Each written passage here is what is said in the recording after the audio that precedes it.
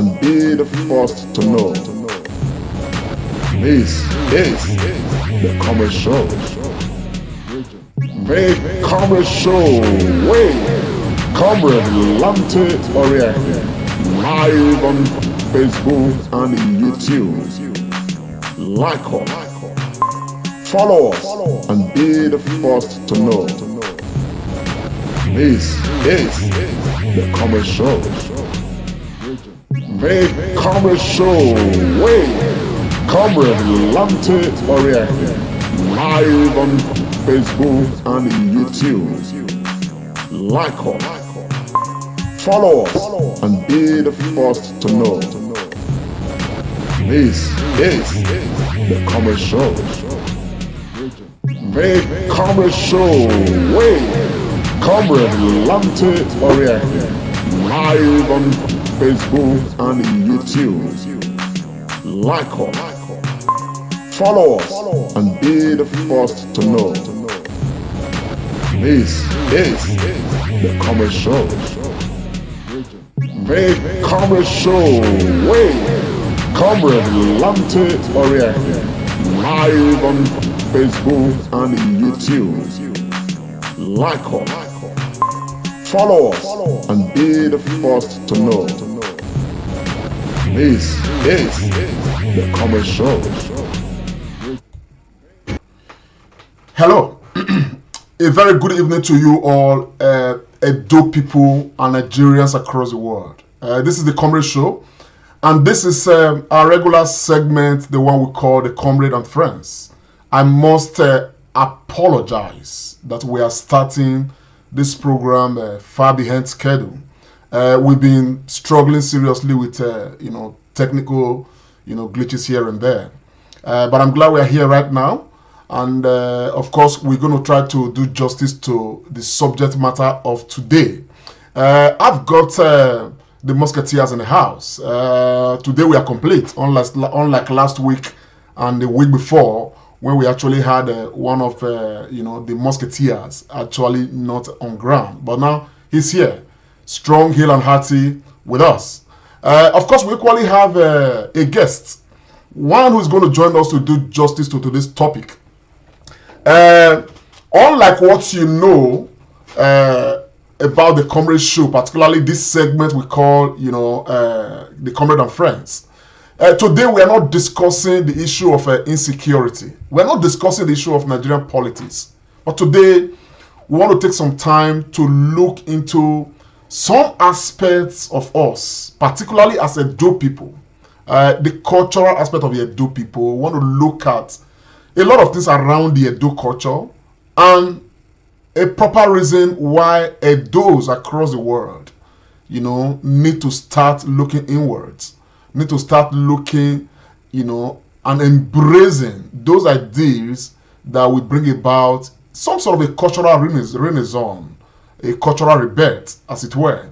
We want to start looking, because we have seen, based on all that is happening, that Edos appear to be a lot divided. And of course, when we look at the exploits of our ancestors, unity was one of those things, one of those ingredients that brought our ancestors together, that made Edo land, talking of the Benin Kingdom, what it is, not really what it was, what it is, what it still is. We must begin to take ourselves back to where we are coming from, so that we don't get to forget that the Edo people are a very unique people that need to embrace their culture. But before I go far, my name is Comrade Lante Oriake, and of course I've got all members of the Musketeers here, and of course I equally have a very special guest who is with us to help do justice to today's topic. But first, let me introduce to you the man who is back. I'm talking of Comrade Dr. Tony Agbons. Dr. Agbons, the people don't miss you. Yeah, thank you, my brother, Comrade Lante Oriake. Our people, I greet all of you now. Good morning, good afternoon, good evening, depending on where you are watching us in the world this Sunday, beautiful Sunday. Make una no verso for my short hiatus from this our Sunday program. I'm back and in top shape. I greet all of una. Yes, welcome back, my brother. Yes, I equally have in the house. Meanwhile, before I introduce this, the next my brother in the house, Musketeer in the house. Please, if you are joining us, share this broadcast, particularly if you are from Edo State. It doesn't matter whether you are, Benin speaking, or you are from Isaka or Afema, wherever you are from, you're going to benefit something from this particular broadcast today. So share as much as you possibly can. And please, let's make welcome our very dear brother that is talking of comrade, pharmacist, Austin Iremiran. Pharmacist. Thank you so much, my brother, Comrade Lamti Kpawusa Oria here, and Dr. Tony Agbons will always call you. My people, God bless you now. Sorry, say we did start a bit late, but our brother don't explain saying that some technical issues where we get. I say good afternoon, good evening, and good morning wherever you are in the globe. And then a big welcome to my brother Tony Agbons, the one where they call the Doctor of Letters. My people, today Tori go sweet well. Now our Sunday tonic. Make una relax and enjoy with all of us. And remember, share this broadcast. Yes, absolutely. Share, and share. Yes, I equally have a very special person. One is going to help us do justice to this topic. Highly culturally inclined. One who is doing a lot right now to bring about the rebirth of the Edo culture. I'm talking of evangelist Jesse Isibo. Isibo, just say hello to the people while we just roll the matter. Oh, okay. My prince and princess in the house, I greet everyone. Wayakoyo, Wayabevenege, hi. Menoge evangelist Jesse Osase Osebike Isibo. Itu Waya, Itu Ramenirowa, Itu Jemenirowa. Okay, thank you very much. Isibo definitely wants to get to the root as quickly as possible because part of the matter that we're going to be discussing today, has to do with the Edo culture majorly, and of course the Edo language. Whether it's Ishan, it's Benin, it's Isaka, it's Afemai, all of these, they are all integral parts of the culture. They are the true definition of the culture. But however, for the sake of this program, we're going to, encourage as much as possible Isibo, myself, and everybody who is going to be discussing this this subject matter today, to see how we can, as much as possible, speak the language that everybody will sort of understand. Even when we speak the Edo language or Isha or Afema as it were, we try to equally mix it with English so that some other people who are joining us will understand. Meanwhile, we ask our audience to try to share the broadcast. Let me quickly establish this program. As we speak, the palace of the Oba of Benin, representing Benin Kingdom, as we speak, they are just about rounding up a festival event in Benin Kingdom, and the festival is being on since on the 2nd of this month, if I'm not mistaken. It is called Ugie Ododua, right? Yes, Ugie Ododua. We're going to be talking about Ugie Ododua, but Ugie Ododua is one of those age-long festivals in Benin Kingdom that reminds us of, some sojourn of a very great ancestor of the Edo Kingdom. Ododua, son of the land, a prince, heir apparent to the throne, who left on the self-exile because of certain events in Benin Kingdom. And as he left, he got a place at some point, Ile-Ife. And at that point, Ile-Ife was having some sort of leadership lacuna. They were expecting a king to come from the sky. And all of a sudden, they saw this Benin prince, dressed in full regalia with all the paraphernalia of, princehood, as it were. And on seeing him, they fell, because they had been told that a king is coming from the sky, and when they saw him, this is different. They immediately, embraced him, crowned him king immediately, and they tried to ask him his name. He said his name is Ododua. Immediately, they corrupted Ododua to become Odudua. So since an Oba has to, the Edo land practice the law of primogeniture, which means that the son of the Oba, the eldest son of the Oba, must take over from the Oba.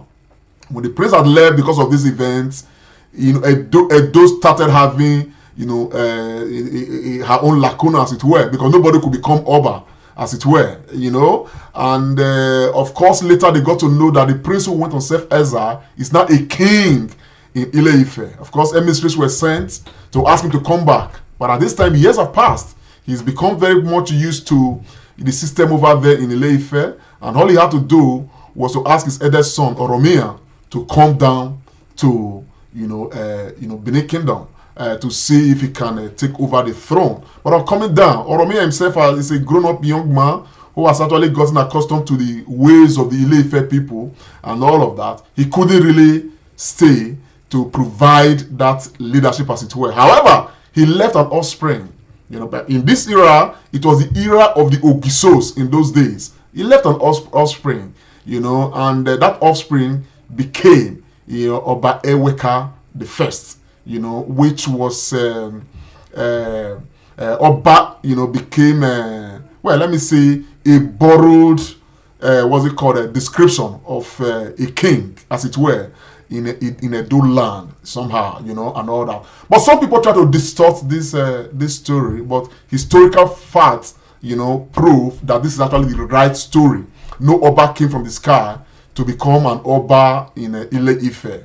Odudua, that the Ile-Ife people and the Yoruba people today regard as their god, is actually a prince of Benin Kingdom. And of course, to commemorate this event, the Benin Kingdom have been celebrating, marking that particular event, and it is called Ugie Ododua, and that is what the Kingdom of Benin is actually marking this period and all of that. And for us, we feel that some of these festivals are very important, and it's essential we begin to give attention to some of these things, because these are the things that actually define us as a people, as a Edo people. On that note, I want to bring the team on board so that we can begin to look at these matters. But before we do, let me play some sound bites from some of the cultural events that took place in Benin during this period, as it were. Let's start with this.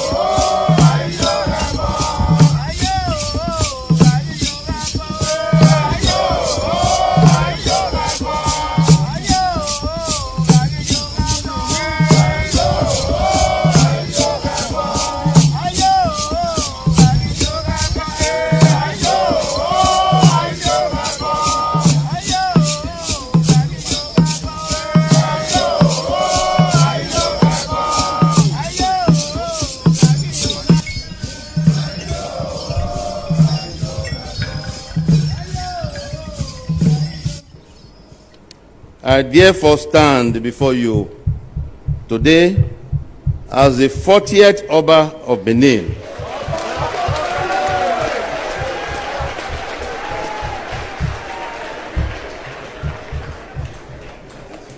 A direct descendant of Oromiya, the son of Ododua, whom the Benin people of that era knew as a Kaladiran, their self-exiled prince, who later became ruler in Ile-Ife.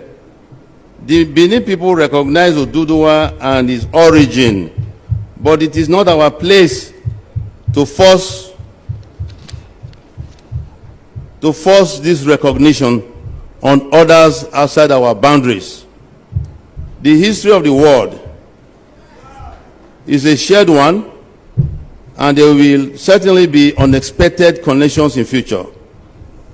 This is thus a time for unity and not divisiveness, a time for mutual respect, recognizing that our wholeness as people is so much more than the sum of our parts. E pluribus unum. Yes, I will start with Dr. Agbons. Just a brief history, to show that we are people coming from somewhere. It's been a long time coming. And today, there's a huge departure from the way we are as a people. And somehow, we are now trying to search, some of us, our, real identity. What do you make of all of these? Looking at where we are coming from, historically, and where we are right now. What do you make of all of these? That's our bones. Thank you very much, Comrade Lanti, for this very incisive question you've put to me. And I want to thank you so much for putting this agenda together today. It is often said that when the story of hunting is put out, the hunter is always the winner. So, telling our story is our responsibility as a people.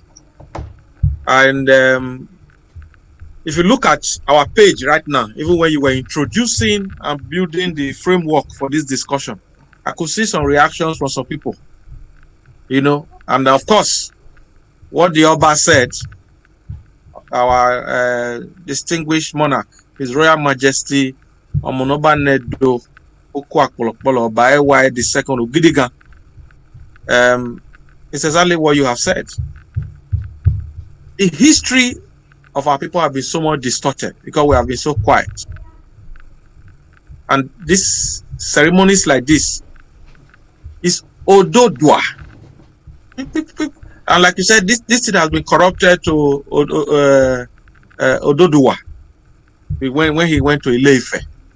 So the earlier we begin to tell our story, and that is the essence of this program like this today, so that because people without a history, people without a cultural foundation, will just be all over the place. And this is one of the reasons why you see a lot of misbehavior all over the place. People don't know their left from their right because our cultural foundation has been destroyed.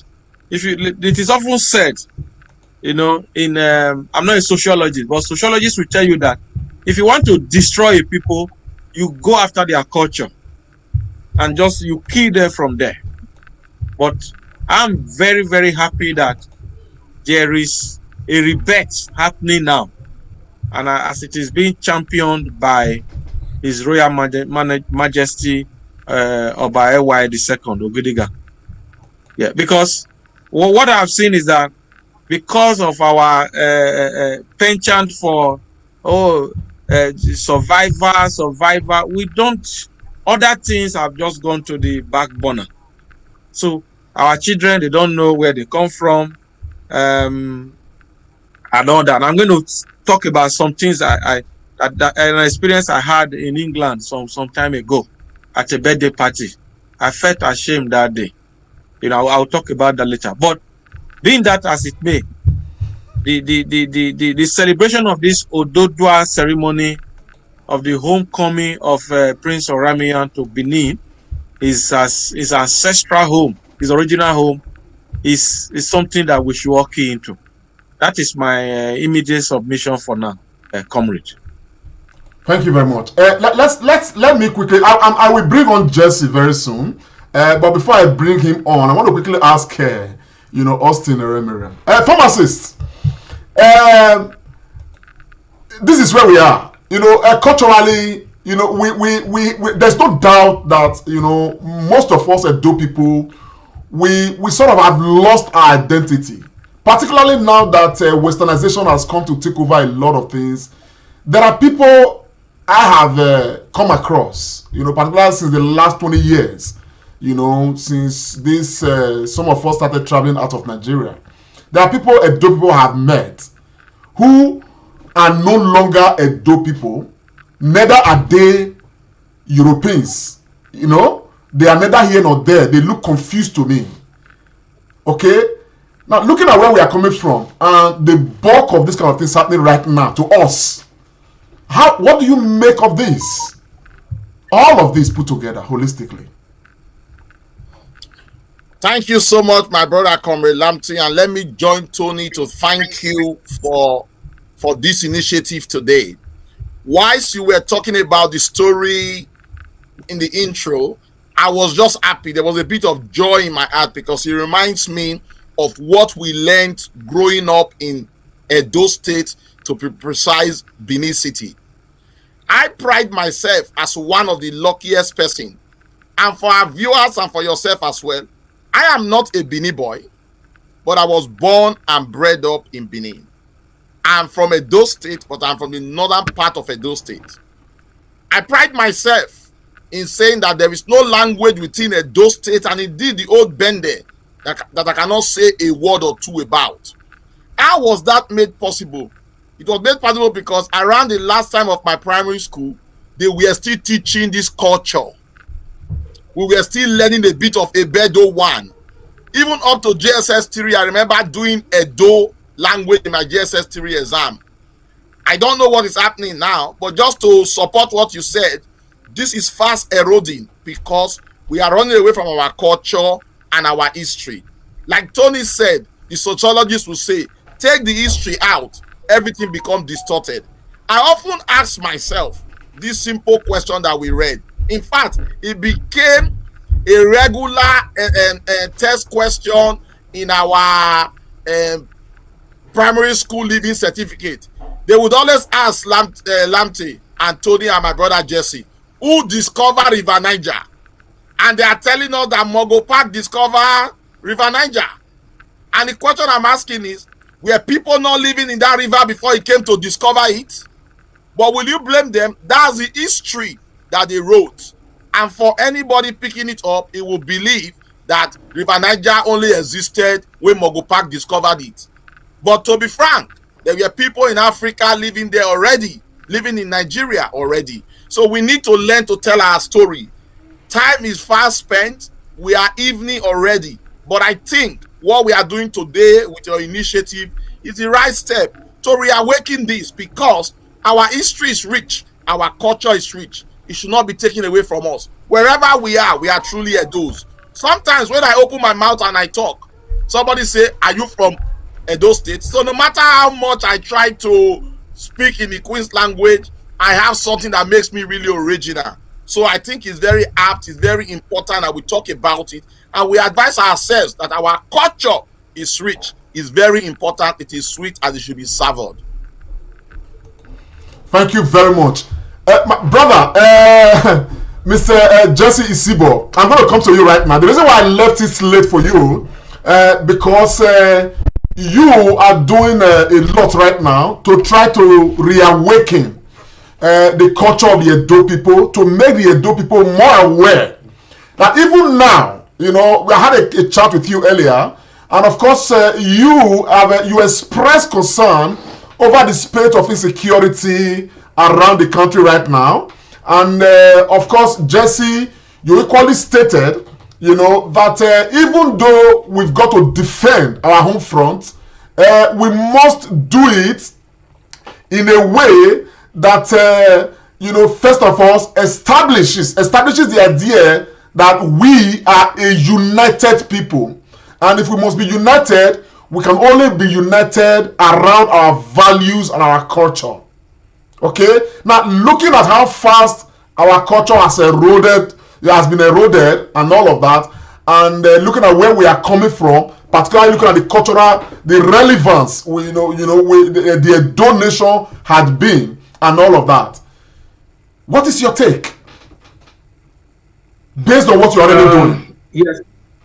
Yeah, my brother, my prince, I thank you for bringing me to this show. We, the people of Benin, as a Benin person, we believe that we have a lot of tribes, indigenous, inside the Benin kingdom. And these tribes, we have the Edos, the Ishans, the Urobos, the Ekas, the Shekiris, the Ikweres, the Ekos, the Umdos, the Ekitis, and a lot of us, we are all together in the Benin kingdom. And so, due to what happened in the year 1897, we were bruised, and that has brought confusion to this West Africa territory that we have today. Not only this West Africa country, to the whole Africa country in general, because a meeting was held in Berlin, which all of us are aware of, that Africa should be divided among themselves. So, which they actually divide Africa among themselves. So Benin was also affected because Benin then was equal with the United Kingdom of Great Britain. We were United Kingdom of Great Benin, and then we are United Kingdom of Great Britain. And so, and trade, we had to, we had to exchange trade, just the way Britain is exchanging trade with the European Union today.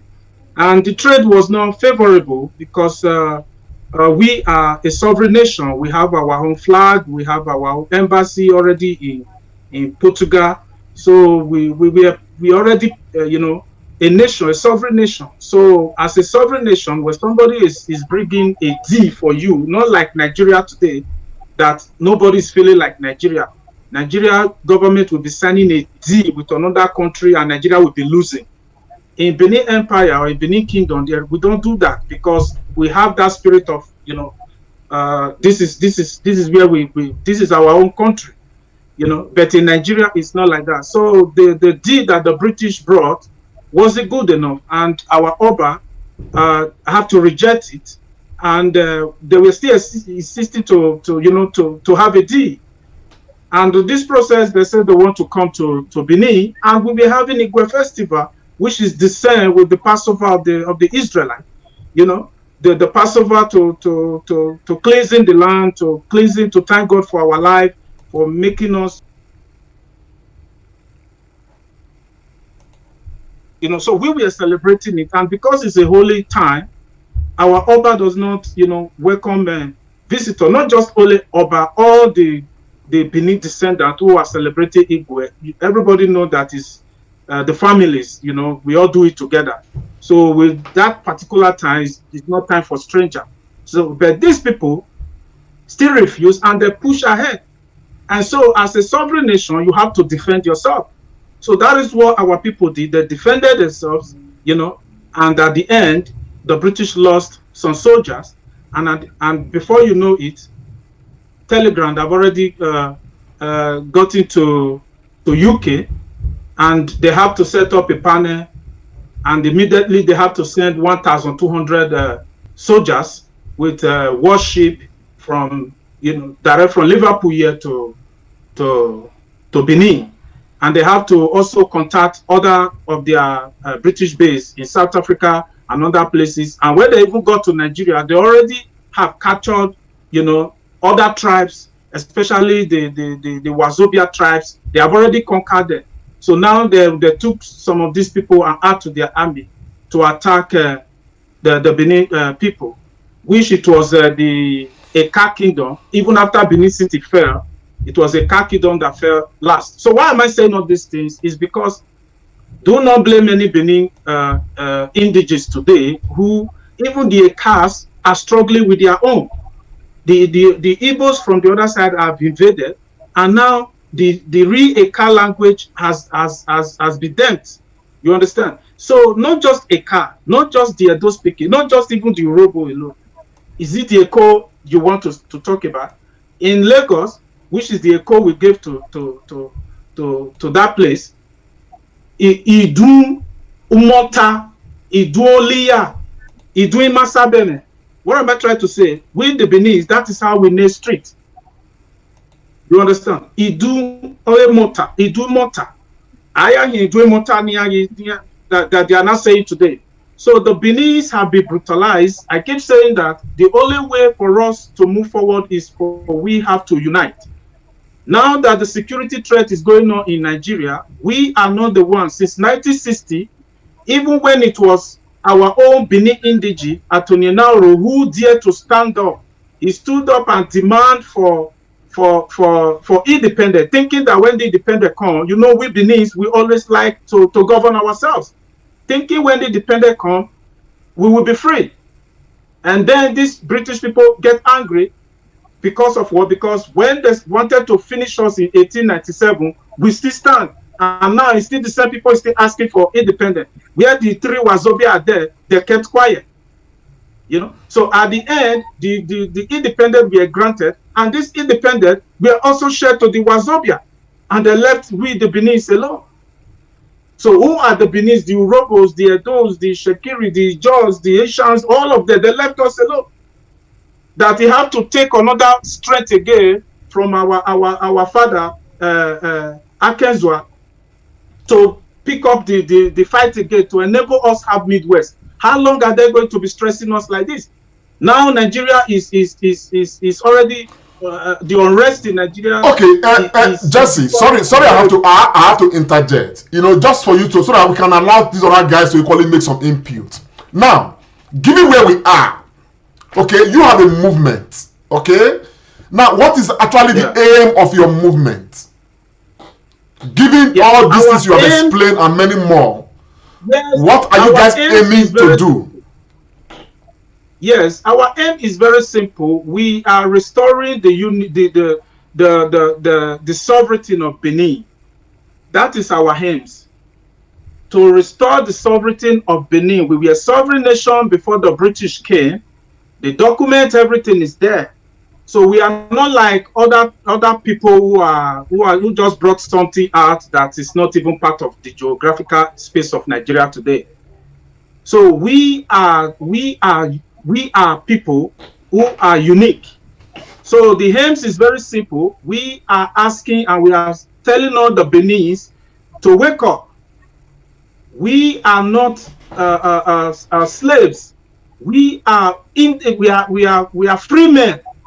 Before these things happen. So now that Nigeria has come to this level, it is not our fault. They are the one who has been on power since 1960. They look at the mess that they have created out of Nigeria, this so-called Wazobia system. So now they are still trying to use us as a collateral again by carving their map into our territory. The Brafa carved their map into our territory. The Ododua carved their map into our territory. Who does that now? How can you forget the great Benin? So that is what we are saying.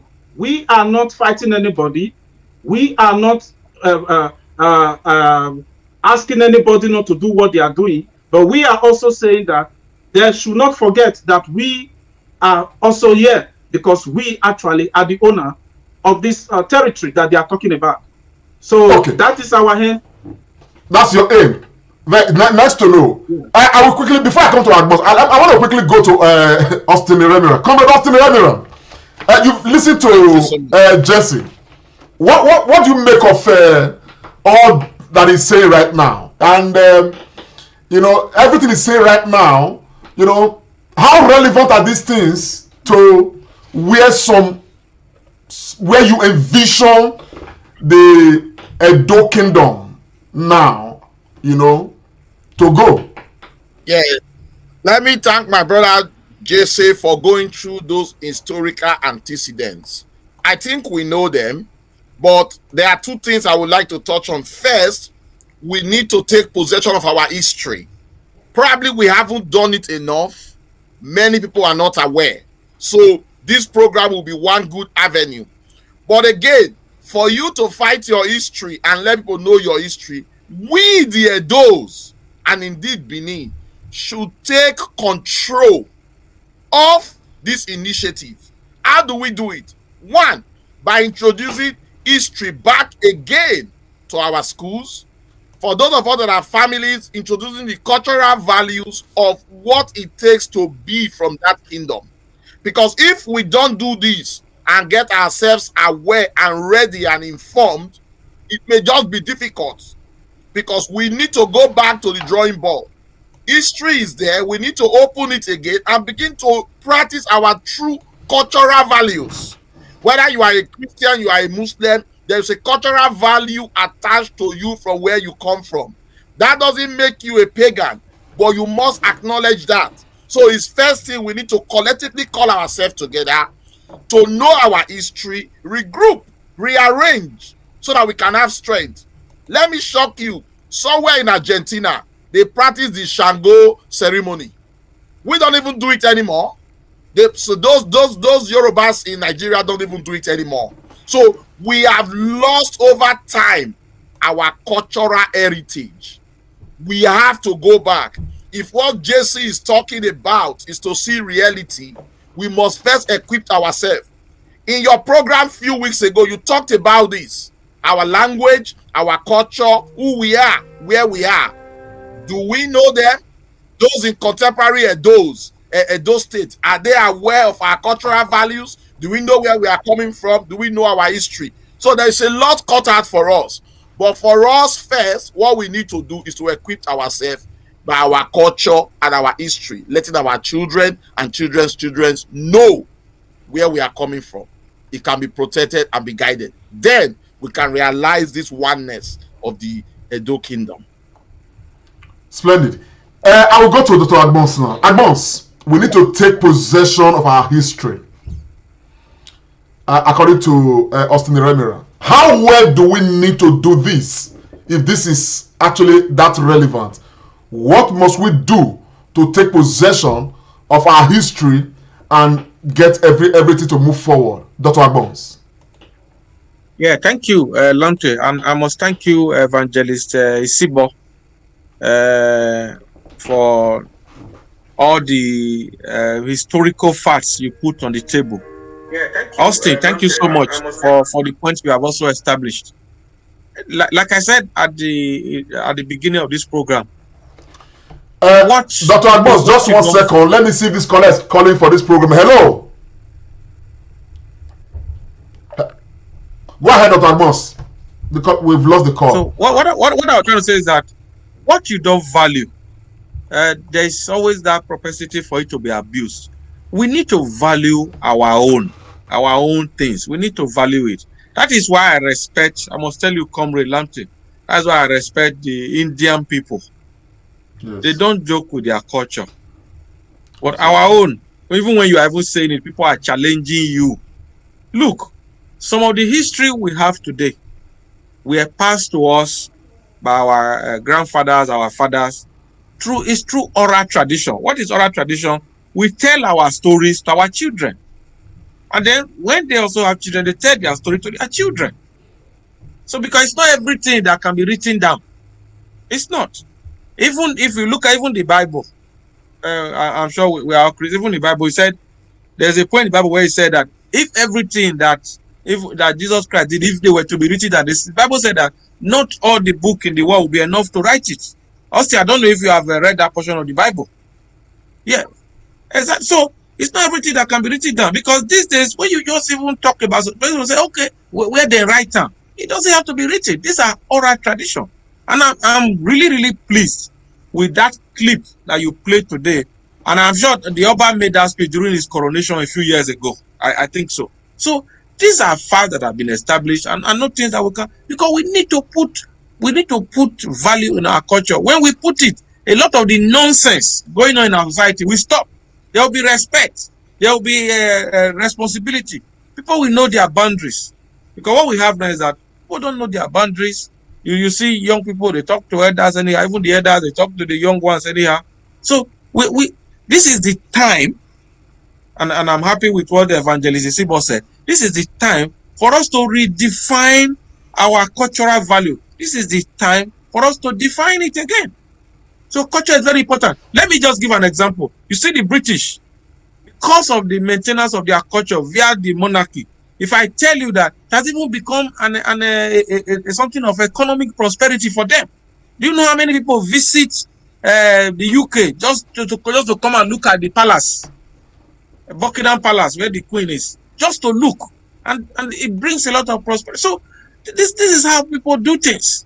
So and it's high time we also begin to do the same. Our life cannot just revolve around 4 years of election, 4 years of politics. Because we don't do any other thing again apart from politics or serevo, as we say in Benin. We must go beyond that and begin to look at these other vital aspects of the life of our society and where it can take us. It will even promote tourism. Thank you. Before I come to you, my brother Jesse Isibo, I got this from Twitter, and of course I did try to do some research to of course verify some of the information put out here, and I found them to be true. It is from Austin Ewuare. Okay, I'm going to be talking of Ugie Ododua.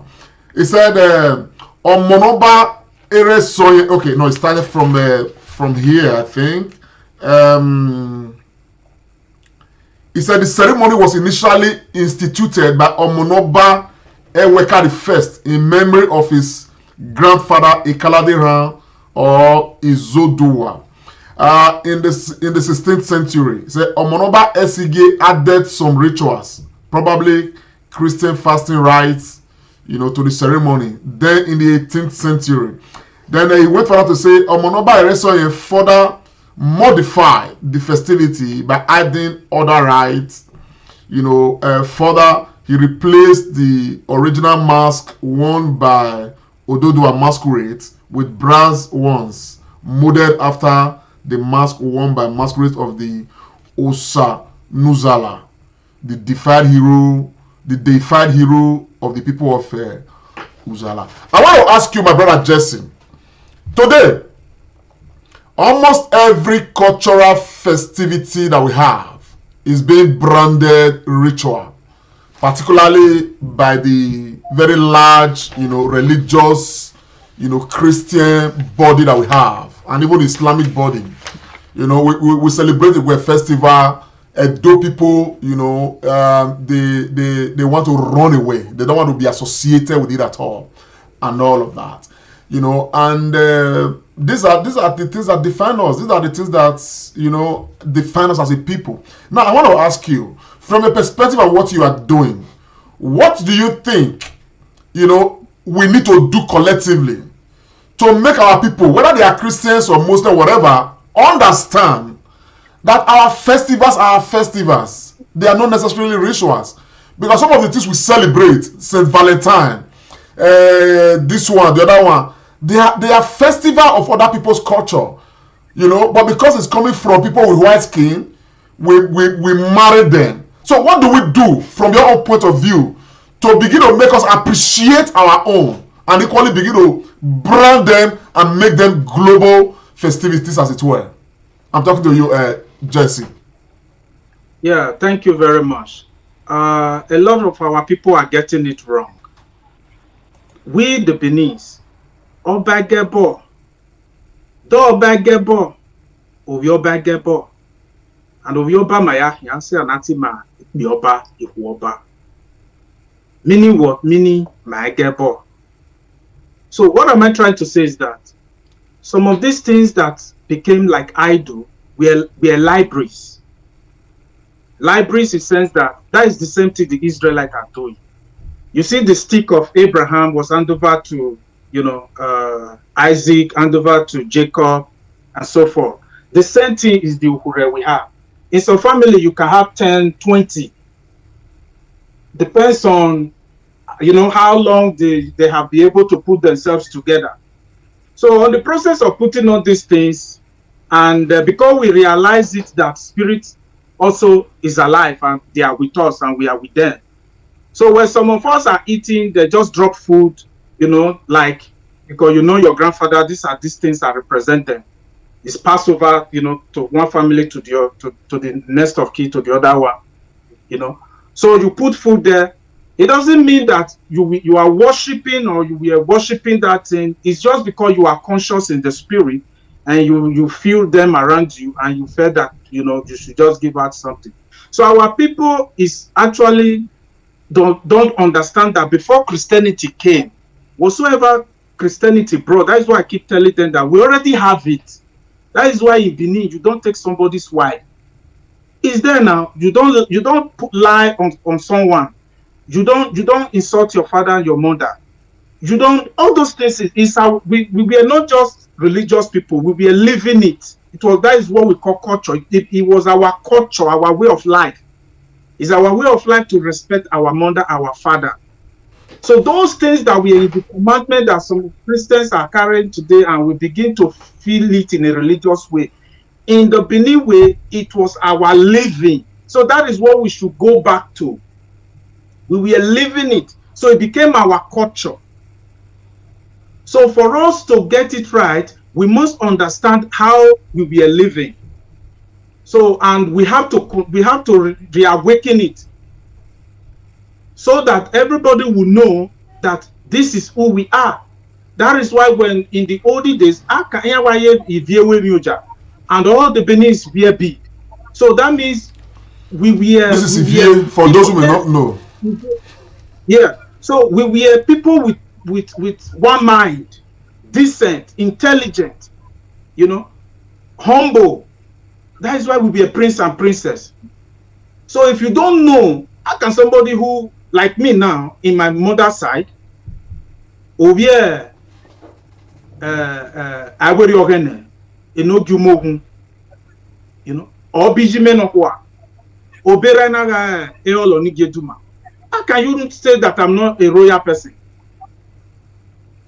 And then, if I am a royal person, why would I act like a royal person? A royal person is supposed to be decent, intelligent. You know how it is. Respectful, take care of things, make things, okay. So but when they came, they destabilized all these things and confused the system, confused the mind. So we have to wake up. Just like when our father celebrate this Oromian return to his original land, he brought out the seven spirit.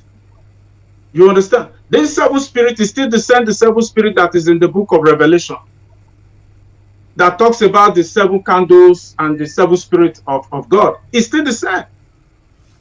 The Passover the Israelite is doing is still the same with the Igwe. I asked someone one day, I said, do you know before 1897, the Benis were already circumcising before the British came? Do you know?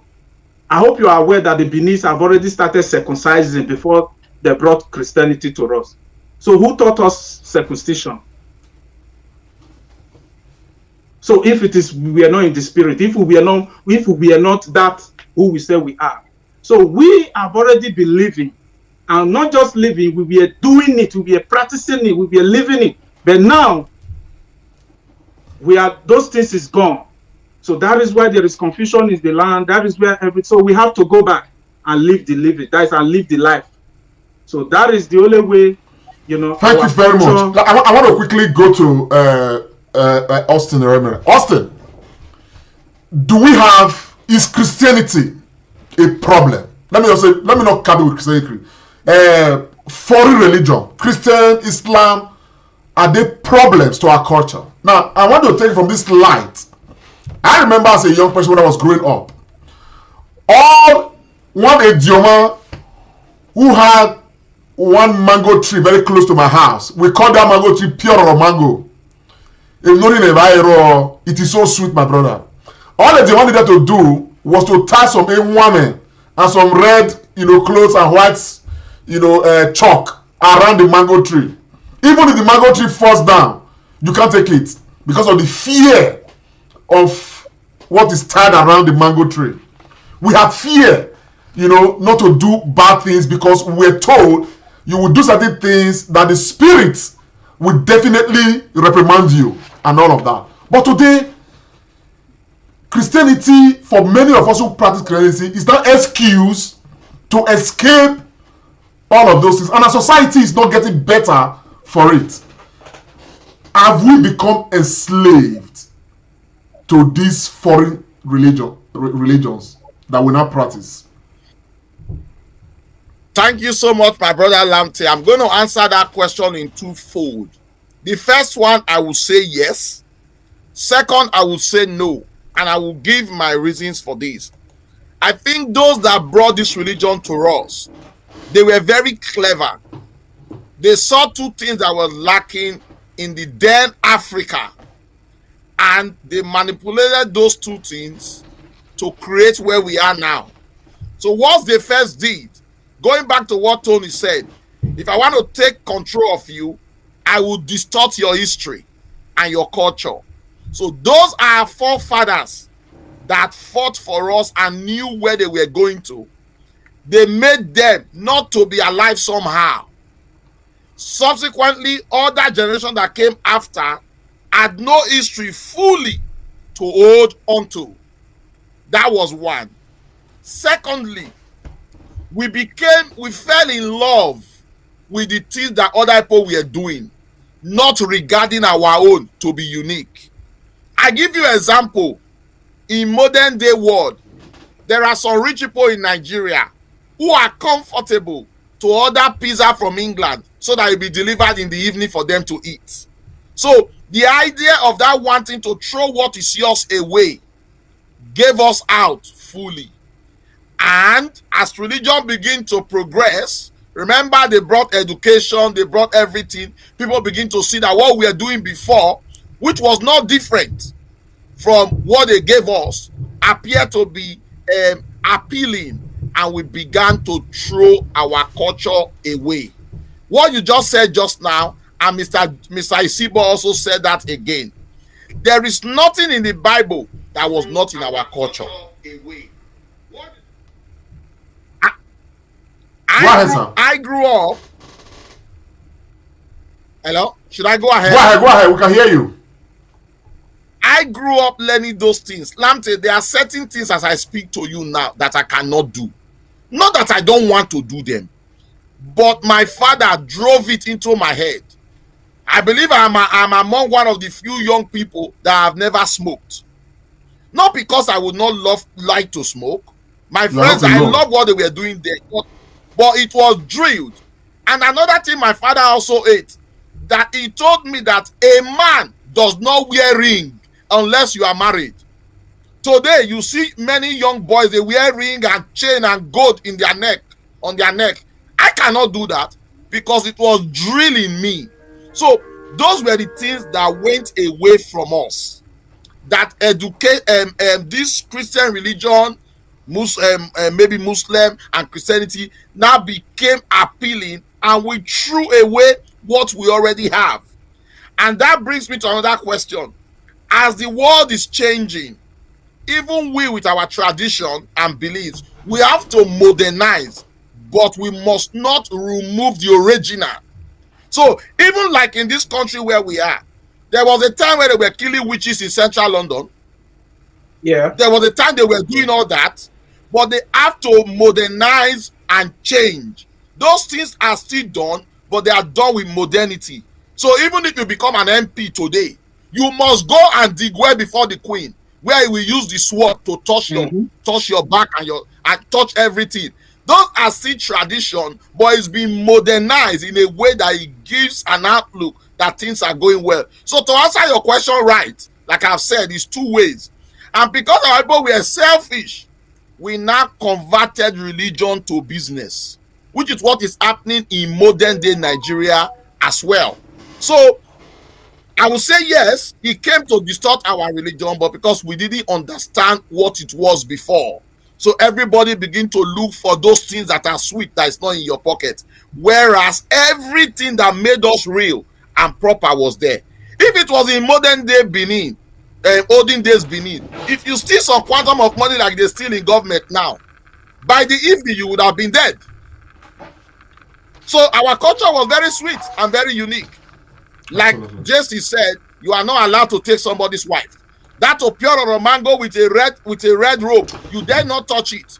Not that anything will happen to you, but because you revere that very much, that this is special, you mustn't go to cause any problem. So it is true, we are where we are. So my advice to, as we continue to want to think of how to change, we must learn to modernize. But Western religion did a bit of harm to us. Dr. Agbons, well, almost all the time, I see young, families, Edo, whether Isan, Edo, Afemai. I see young people of the Benin Kingdom extraction. Let me use that, and they speak English. You want to interact with their children. Some of them proudly tell you that my children don't speak Benin or they don't speak Isan.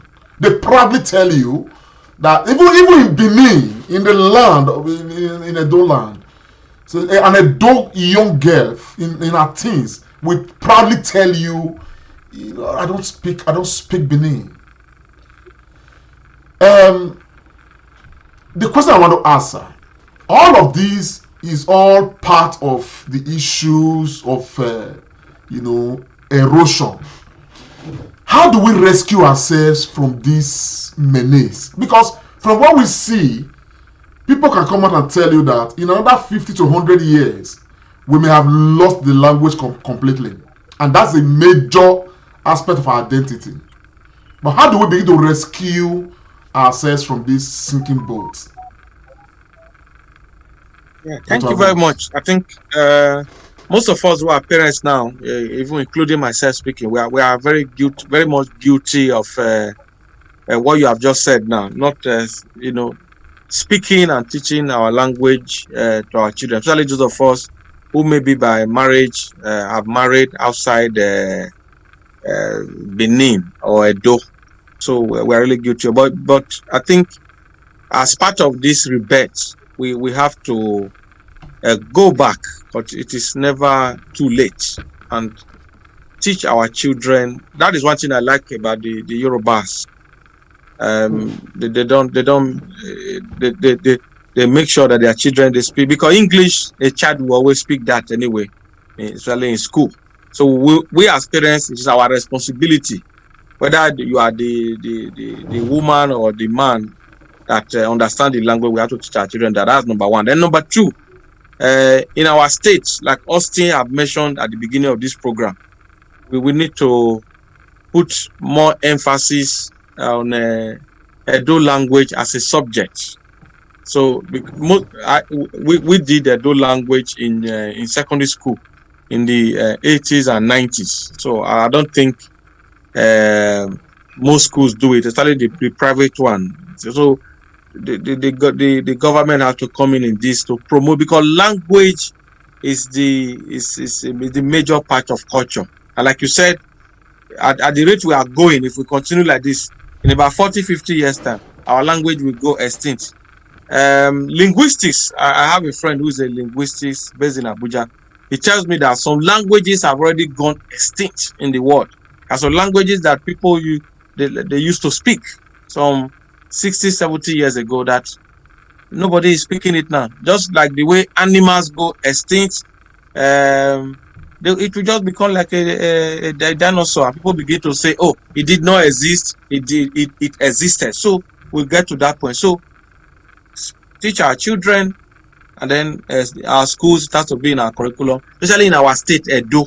So whether it's Afema, is Esan, or Auchi, or whatever, Akoko Edo, we have to make sure that this language, we don't lose it, because our language is so rich. The parables, in fact, if you look at languages, when you make a parable with a language, the meaning is sweeter. By the time you translate it to English, see that it is watered down. So that language bit for me is one way that we can bring about this rebirth. When you were just talking about parables, itan, Jesus Christ, I'm trying to draw some allusions right now, particularly based on what Jesse did say. Jesus Christ himself, was always speaking in parables. And to kind of, find that particular, line of thought in the Edo language, the Edo man will tell you where itan afimado edigwe agbeme. And this was exactly what Jesus Christ corroborated. Where itan afima edo edigwe agbeme. But Jesus Christ was always speaking in parables because, the Israelites were the Edo of his own time, Nafitama, and all of that. But I want to come to you, my brother, because right now, what we are concerned about is we need to rescue Nogi Kebuwe. Because right now we are losing it. Because it's unfortunate that people proudly just, I've been getting some very funny comments on this Facebook and YouTube. People, say all sort of things. Somebody has said, I'm ashamed of you people. You did this local matter people are discussing and all of that.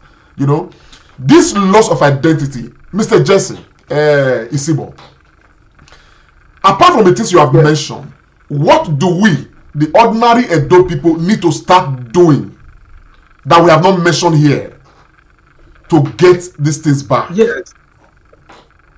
The first thing every Benin or Edo man or person should do is to know who you are.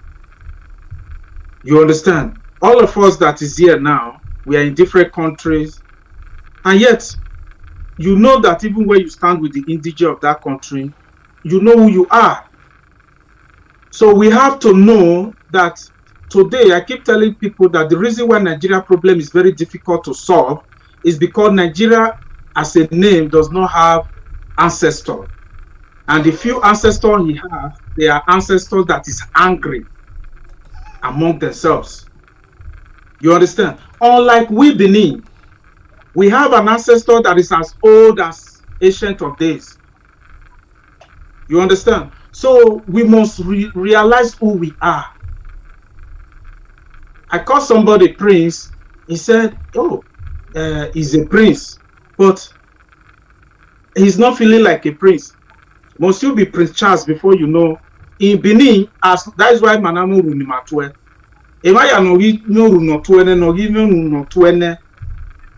Is a prince and princess. So you must realize, waking that in you. And I don't also want you to blame our people that much because of in the year 1897, a lot of things happened that is still happening as we are speaking now. August last year, Adamu Adaji was appointed as a minister.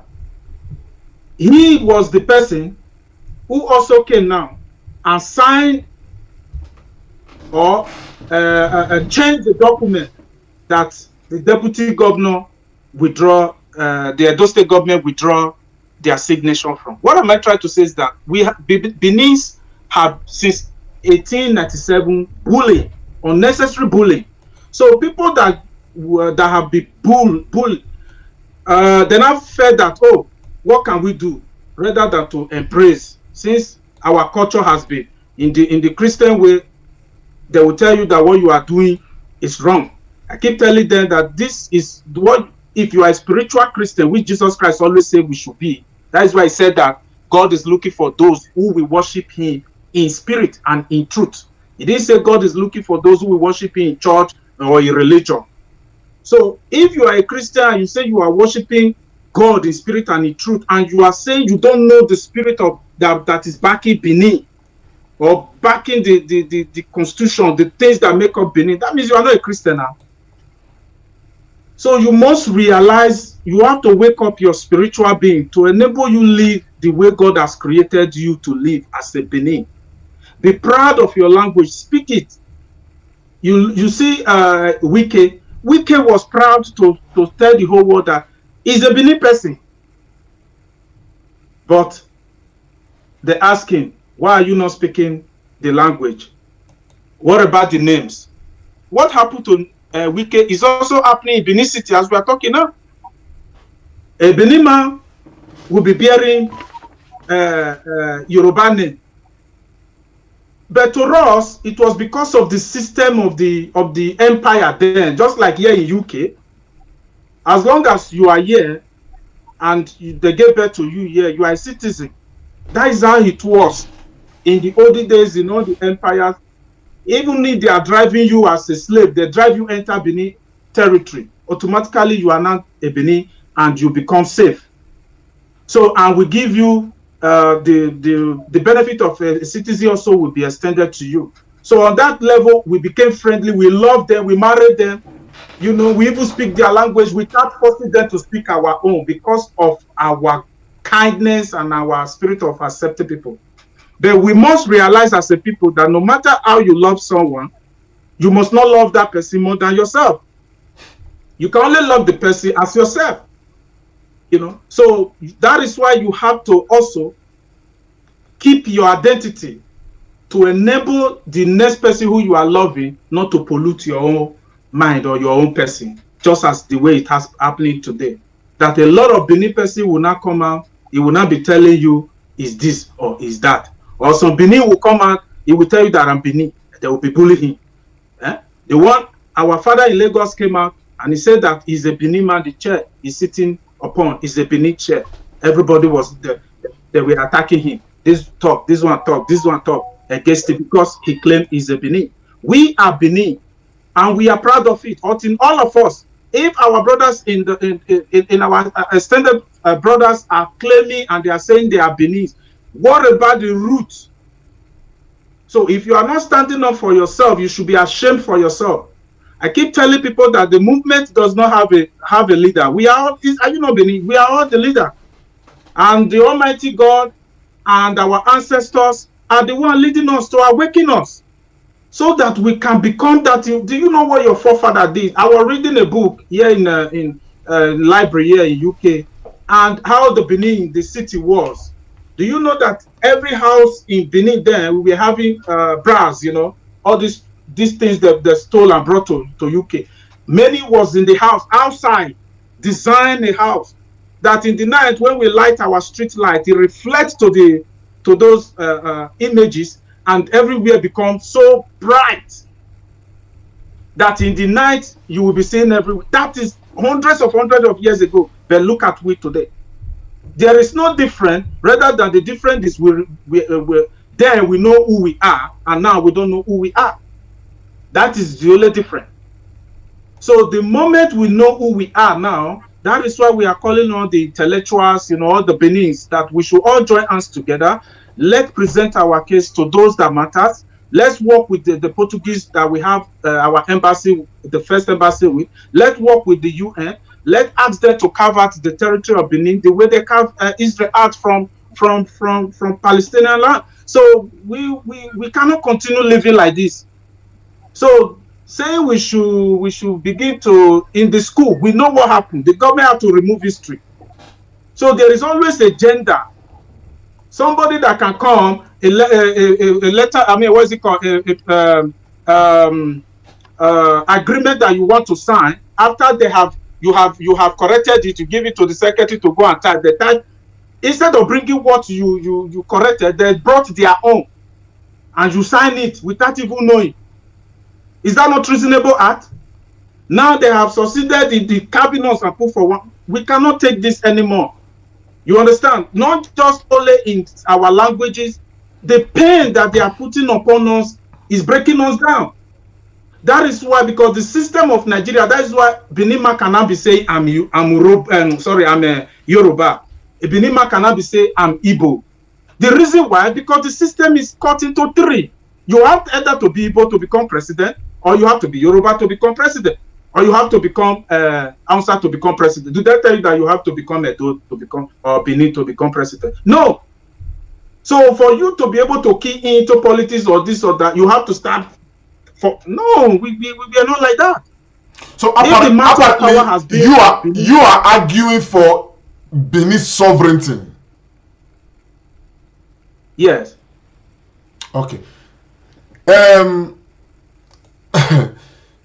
well, comrades, this is a matter that we need to spend some time on, subsequently, because when you look at it, really, we are losing ground on a lot of things. To be very honest, a lot of things. The language, I'm very concerned about the language. That is a major concern because the Edo language, in the Edo language, a lot is embedded in Edo language. Unime is part of it. Today, just last night at work, I was telling the British person, and it was strange to him that where I am from, in my own place, divorce was not part of it's not part of our culture, because there are always different mediums through which young families undergoing some distress in their marriage, find a way to resolve their issues. People don't. I mean, it's a shame to say a woman is divorced from the husband. You understand what I'm saying? But today, before the man talk one, the woman don't carry back, go where they go. Because of all these things that we are learning from. But this time we were really close to our culture, close to the language, close to Ekenimakede. Those things were not happening like that and all that. So, Iremira, looking at the values now, our value system, so how do we begin to, what do we begin to do to arrest all of these? Bring our men down to make them understand their role in society. Make our women understand their own role in society. This whole idea of enemy liberation, enemy this, enemy that, all these Western, ideas and influences and all of that. I don't know, how do we get it back? Because we know where we are coming from, and we can remember how even as young people, we remember how our society was, 25, 30 years ago, 40 years ago. We know how our society was.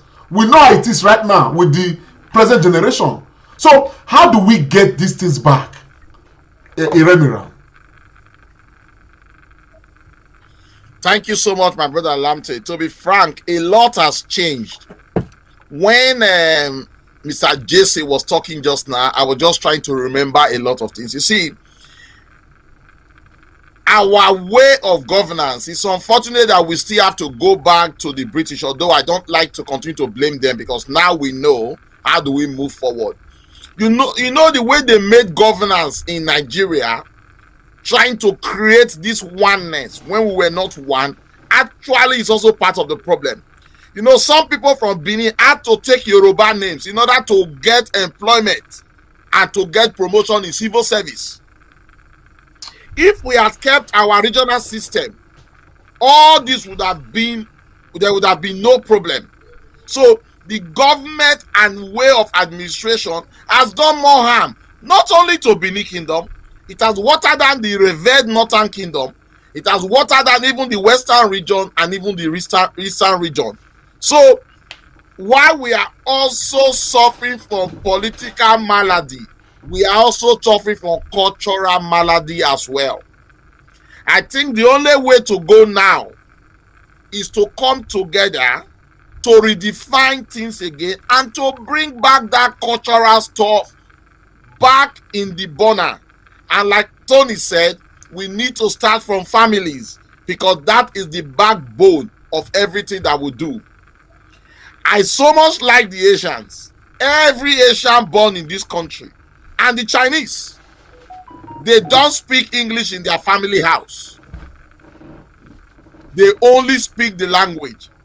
And those children come out to be even better children in English language as well as their local one. Of course. So for us in the diaspora, it's even challenging. But let me also shock you, surprised. Even in Benin, even those that have husband and wife from Benin, they don't even speak their language anymore. So while we cry in the diaspora, it's even also worse in our land. So I think two groups of people need to do something to change it. I think the Benin Kingdom, led by the Oba of Benin, there need to be some drastic change. There need to be some form of traditional stuff being done in, for example, Benin and Edo State that carries the people along, i.e. the Igwe festival, probably this festival you talked about and other ones as well. And in doing that, we must also carry other small cultures along. There is so much to learn. There is an history between Benin and Isha, Onwa, the Akoko Edos, the Afemines. We need to learn all those things again. So it's two-pronged approach. The government need to do its bit by reintroducing these languages back to schools and civic. And for the traditional group to begin to reintroduce tradition again. It will take a long time, but the journey to success has to start. And I think if everybody begin to talk about it, things will get better. But it has to be done, and the government and the traditional institutions need to key into this. In summary, Dr. Agbons, what is the way forward? Something? I just want to add to what Austin said, because go ahead, sir. I think he took the sails out of my ship now. To also promote this Edo cultural rebirth, I want to also plead with every Edo man and woman, no matter where you are in the world, to always find a time. I know we are all hustling, whether you are in Nigeria, in Abuja, Lagos, Edo, Delta, UK, Austria, Italy, anywhere you are. Let's begin to, the one we know, our story, let's begin to tell our children. All these stories of Ogiso, our grandfathers, our fathers taught us. The one we know, let's begin to tell them. The oral tradition, we must not allow it to die. Important.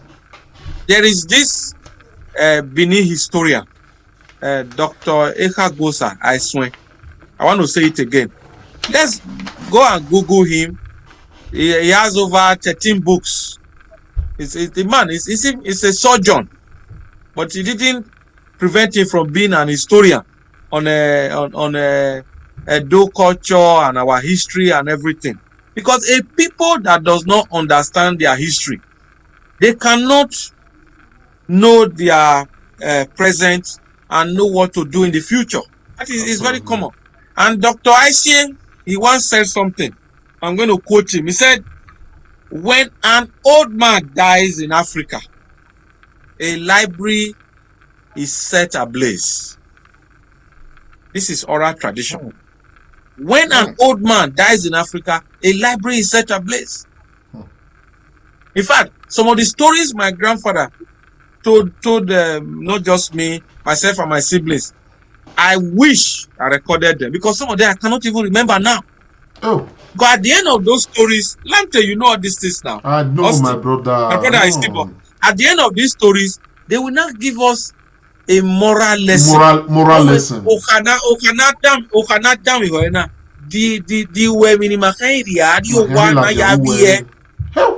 Thank you. Ulawewe isane nakondudu. Ulawewe isane nukugbo lila. Ulawe no giodoligie radiaye. Erawo isake datu gangan. Erawo isake datu gyo. Iwe ayagbara fi wenen. Iwe ayagbara si wenen. Ni ya ayodoligie ni ronebo. Etakpondori ayindon. Etigburi agbori owan. Ewe no sori apayiro. Etabiamo no sona dead. Erawo isana biolopo. Continue, my brother. You just took me down the lane. Very great song. So, this, we will not take moral lessons.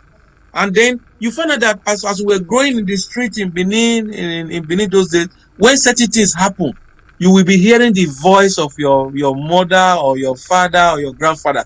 Their voice will be really, and then my Somana Deba gang, we had the opportunity to join all these things, but we just couldn't. So this oral tradition, we have to just keep it on. So I just wanted to add this to what my brother Austin said. God bless you, my brother. Okay, Well, my brother Jesse Isibo, this is just to round it off from your end. Okay, on a practical note, okay, what is the first thing? Let us say now we are starting from here, from now. What is the first thing you recommend that we start doing? Demanding for our sovereignty. A man that is free can do anything he wants to do. That is number one. If we can have our sovereignty, everything we are talking about here is solved. But as long as there is no sovereignty, we can't still do anything. So, because life is all about programming. Here in Europe is program. And if you cannot program, how can you achieve? So the system we have now, we can't program anything because we are not in control to program. So if you cannot program, whatsoever you are trying to do is like you are using strength, energy, your might, and many might not be able to follow because they might not be as strong as you. But if we are allowed to program ourselves, just the way we program ourselves in the olden days, not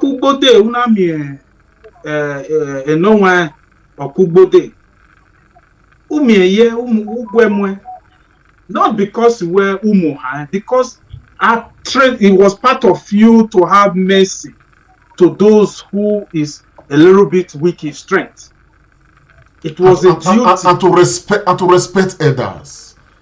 This is why I actually talk about the language. In the Edo language, you know, Edo language is embedded with values, with respect, with orderliness, with cultural values. You know, I did a broadcast once here or a couple of times, and today we gladly just go travel abroad. We pick up Spanish passports, European passports, French passports. Like for some people, it's like the end of the world. The original passport of the Edo man is the greeting that the Edo man's family greets in the morning. We have Labatwe, we have Labo, Laloke, Labieze, Lagyewan, Laloke. Just name them. That is the original passport. The passport of the Edo man is in his DNA. You cannot destroy it.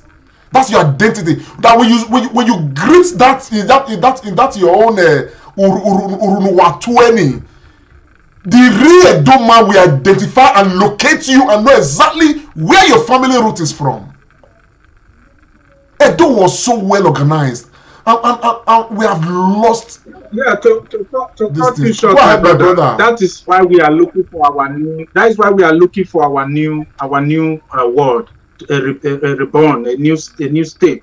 You know, because some of these things you are saying now, we are going to remodelize it by digitalizing it. Even in the new world, we are planning to use blockchain technology to create a lot of things, because the world is already actually changing. As we are talking now, robot is taking over things. You understand? And the country we came from they are not moving. This is not how this is not how we live. You understand? So, as I said earlier, we just need to come together and know what we want. If not, if we keep beating around, we have been like this for 124 years. 1897 to today is 124 years. And if we don't do something about it, there is nothing that is still going to change. Before today, a Benin man doesn't leave his house. No. So because you were comfortable, you were living well, you will be able to pass history. Some of us now, we cannot even lay hands on our childhood photos. I'm talking of our, let me start from myself. Based on traveling, based on Jesse, sorry, I just want to interject. Egwio, please, if you are watching us on Facebook or on YouTube and you are an Edo person, please, I want to enjoin you. Where your family greeting, please just put it in the comment section. I mean, let's just start practically from here.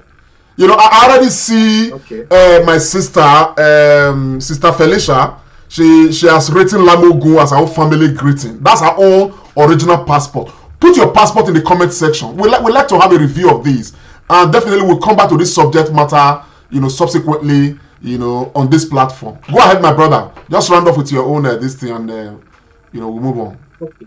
So that is why all these things are going to be properly arranged. So because we were interrupted, so a lot of things, you know, just change. So that is why I cannot blame all of us. We are all involved, all of us. Even Maya, where some of his children also cannot. Because even we, when we were growing up, was at the school,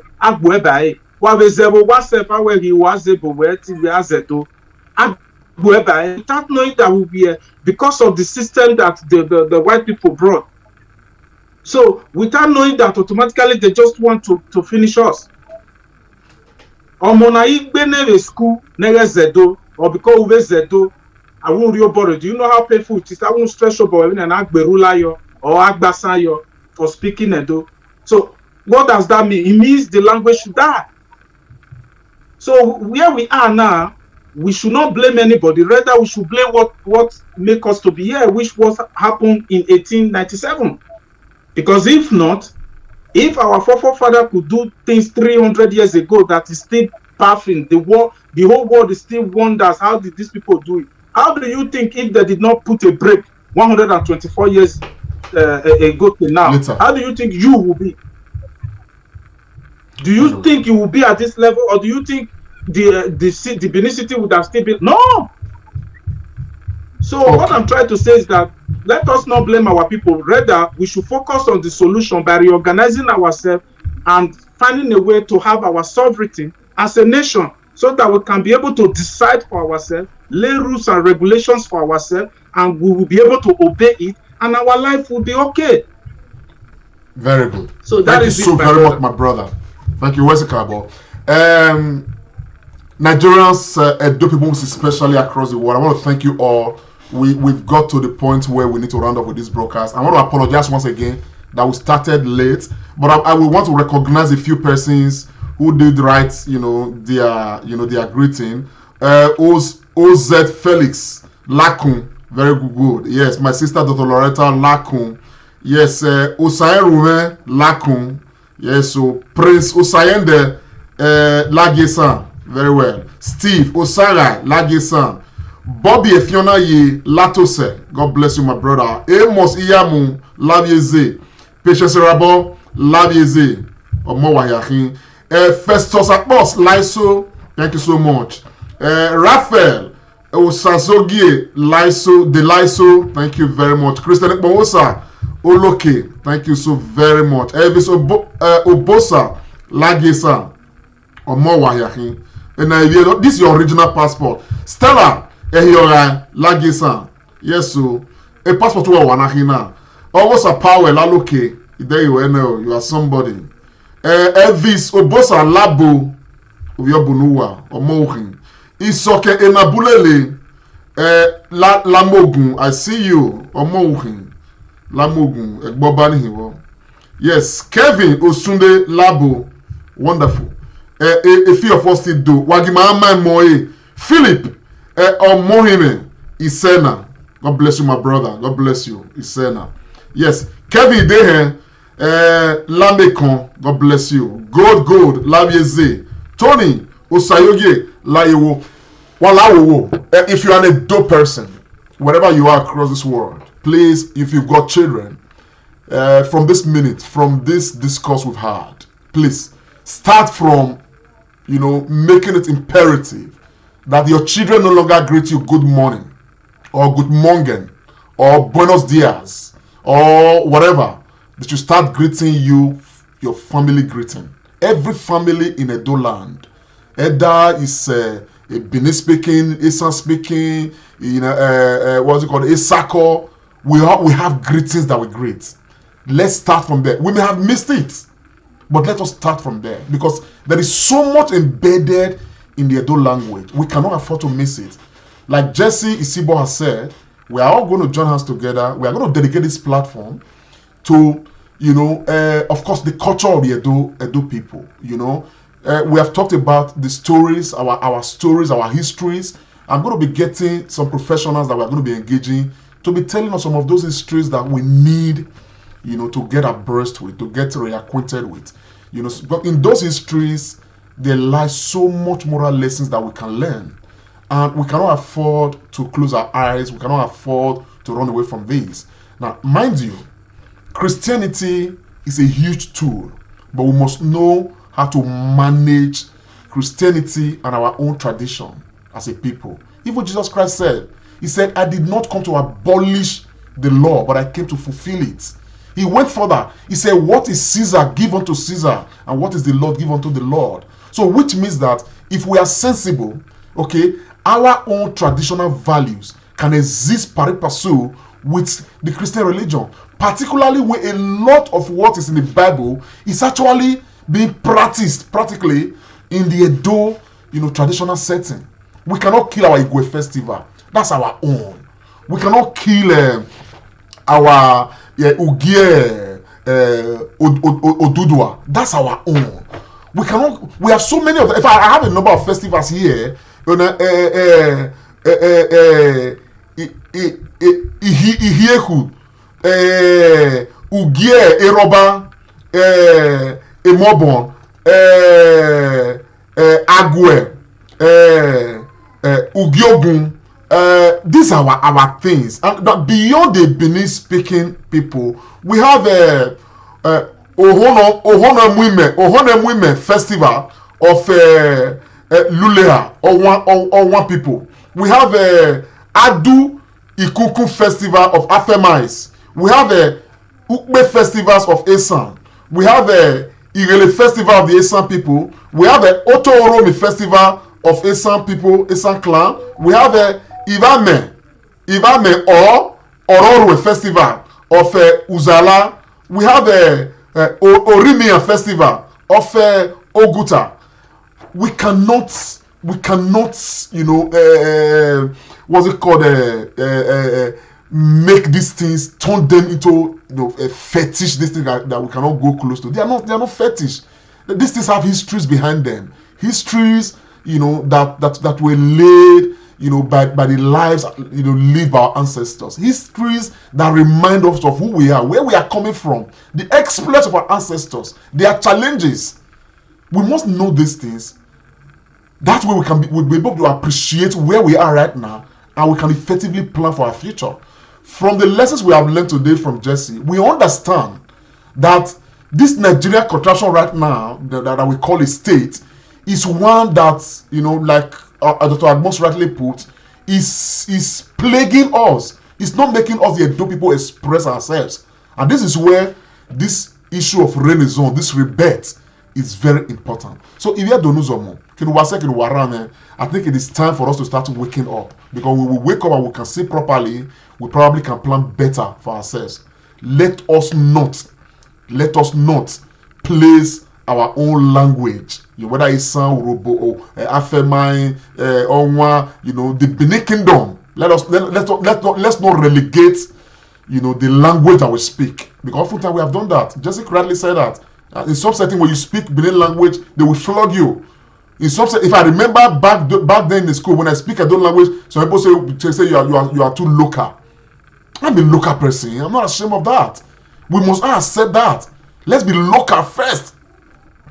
If we appreciate our level of locality, that way we can understand that, where we are going, we are not losing our identity. Because right now, I've lived in Europe many years. I've met a lot of Edo people and other Nigerians across Europe.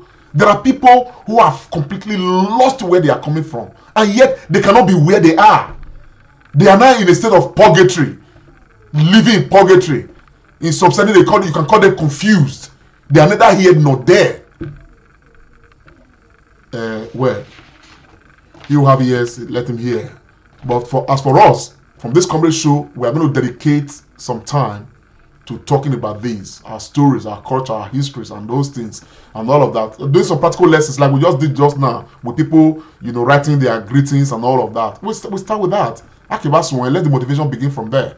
Our children must know where they come from, and that must be the way it must be. So on that note, my people, before we finally say bye to this particular episode, and of course before I bring on my brothers, the musketeers, and of course the guests we have, of course the picture you are seeing right now is our swagalicious Oba Ewuare the second. Oba Ewuare Ugidegan the second is the swagalicious Oba, the one who is doing a lot right now to revitalize and of course ensure that our culture takes center stage where they need to be. Ewuare Ugidegan uvie kenekene uvie adabie ben Oba ne hitete no we soma wa to Thomas Zakanu yokmo mo dugie o ari obari baba Oba ilobo ewi gi ado fufu Oba ga talk be my people. Oba ga talk be. He said, and I hear the response.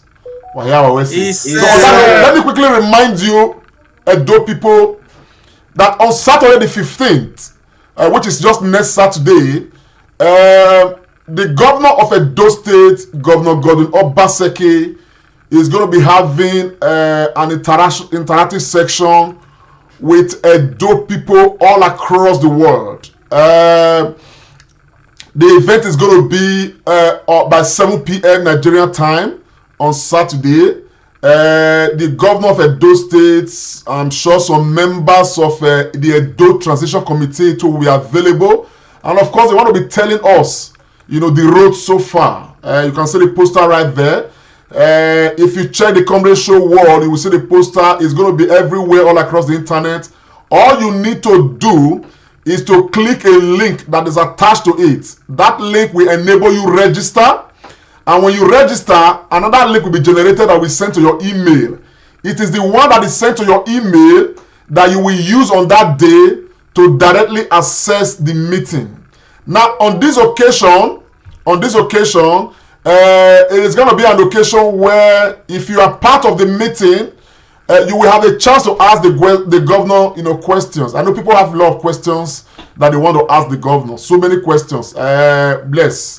So it's a time right now. The governor wants to interact with us. He wants to tell us all he's been doing, where he is, where Edo State is. Of course, the transition committee, what they have been doing, and all of that. And so it's going to be a good time for us to ask the relevant questions that we need to ask. So make it a date. Click on the link.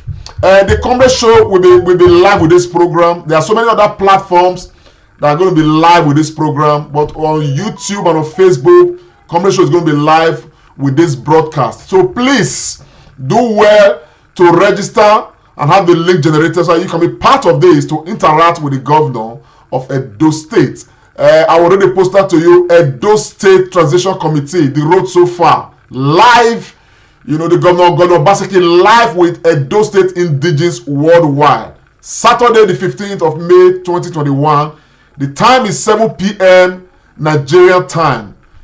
Yours sincerely, I will be available. Many people will be available. So you don't miss out of this program. Let us be part of it. Let's come and ask our governor those questions we'll be waiting to ask. On that note, permit me to bring on board my brother just to say a goodbye, to you, at least for now. Hopefully, we're going to bring him on again. I'm talking of Jesse Isibo. Yes, just a final word for this session. Yeah, I greet you all, my people. Please don't forget who you are. You are Benin, and let nobody bully you to deny your identity. Wherever you are, whether in a co Port Harcourt or even in Ghana or anywhere in the whole world, be proud of your identity. Teach your children what your fathers have taught you. Make sure you stand out. We are not Igbos, we are not Yorubas, we are not Hausa, we are Benins. So my people, this is my message. We must keep our identity. We must be ready also to defend it. Thank you very much. Thank you very much, my brother Jesse Oato. Thank you so very much. So I'll quickly switch on now to my brother, pharmacist Austin Iremira. As a matter of fact, for the sake of this program, I call him Comrade Pharmacist Austin Iremira. Comrade. Thank you so much, my brother Lamptey and my brother Isibo and Tony Agbons. I think, Lamptey, we have to do this again, where we have to bring all the tribe represented in the present Edo State so that we can talk again, because this has to be continuous. I can see that everybody is interested. And I also want to thank our viewers, especially those who have contributed. God bless you all. I consider myself true Edo and privileged. I was born in Benin. I'm from Otuo and I'm married to an Ishan lady. I can speak all the languages. So today, with the permission of Comrade Lamptey, I'm going to break protocol and I'm going to greet us in Otuo language. So I'm going to say in Otuo, for those of us specifically from Otuo in Onwa East Local Government Area, I say, Wae Geogodire Wazoka. Wow, I love that. Wae Geogodire Wazoka. Thank you so very much, my brother. That's a beautiful one. Yes, I have Dr. Agbons, but for the sake of this program, I call him Comrade Dr.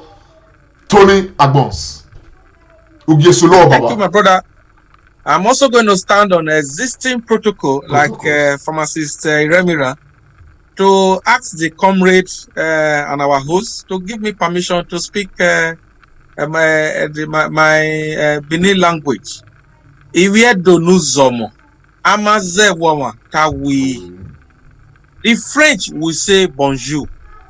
The Spanish will say bonus dias. The Italians will say bogionus. What they are saying is just good money. What is there? The manati wabo where the na agwe ihegbe. What is there? Makanati we lamogun, la loke, la tose. What is there? We need to speak our language. We need to keep our identity, like our brother Evangelist Isibo has been singing. This rebirth is on. We have to key in. I wish all of you a very wonderful new week. God bless you all. Iwoto na ke moku wa o ewagi makutomwe. Iwoto na ke moku wa o If you don't lose them, Wahia Wesi, for those who have been able to join us, we are very grateful to you. If you are not a Benin speaking person, you are equally part of this discourse, because at the end of the day, I may not have a direct English translation for that, but what it simply means is that if the nose is peaceful, the eye is likely going to be peaceful as well. What is good for the goose is equally good for the gander. So what we are trying to say is that we want a national rebirth for the Edo nation because of so much that has been lost, so much erosion that has been taking place, eroded our culture and all of that. And it's not just Edo; it's not alone. So many other tribes around, they're actually suffering the same things. But we believe very strongly that it is time that we get back to where we are coming from. That is not to say that Christianity, it should be a problem, but should be practiced with wisdom. The meaning of that is that you do not, as a farmer, destroy your yam for your maize, nor destroy your maize for your yam, because they are both food. So while Christianity is relevant, we equally strongly believe that our culture is relevant and we must give them equal attention. Personally, I believe strongly that every festival we have, particularly those of us of the Edo descent, we should do everything we can do to put our festivals on the global map. Instead of me to come out and start celebrating St. Valentine, I want to probably celebrate Iden Okpoho. Instead of me to come out and start celebrating some of those things that are foreign, that are alien, I want to equally pick up something, in my own culture and celebrate. We can do this together and we can put ourselves on that particular global map. And if we're able to get these things done, our unity will be strengthened. And if our unity is strengthened, believe me, these marudas they call Fulani Hesmen and all this bomb here and there will have a concerted, what's it called, arrangement, together, collectively, and will defeat every enemy that come near our land. Remember that the fight and the struggle to defend our land and our territories, the struggle to ensure that we get back the bites of Benin, wherever they are and all of that, that fight, that struggle is a struggle that we shall win. But we can only win this if we come together as a people. And in coming together, we must embrace who we are. And that's what we'll be talking about. On that note, my people, my name is Comrade Ikmonwusa Lamte Oriahi. I'll see you again. It's been a Comrade show, and it's been Comrade and Friends. Don't forget, share this broadcast. If you have not yet subscribed to our channel, subscribe if you like. And of course, click on the notification button so that anytime we are on like this, you get information and be part and join us on this. Remember, this is not a journey that just the four of us here will take alone. We are all going to travel together, and practically we're going to get it done. Hopefully, by the grace of God, in the next edition, we are going to open the lines so that people can call in and equally make their input. We make it participatory. Somehow, when we are dealing with these cultural matters, we are going to be in the school going forward. On that note, my people, bye for now. Comrade Show, Comrade Lamte Oriahi, live on Facebook and YouTube. Like us, follow us, and be the first to know. This is the Comrade Show. Make Comrade Show, Comrade Lamte Oriahi.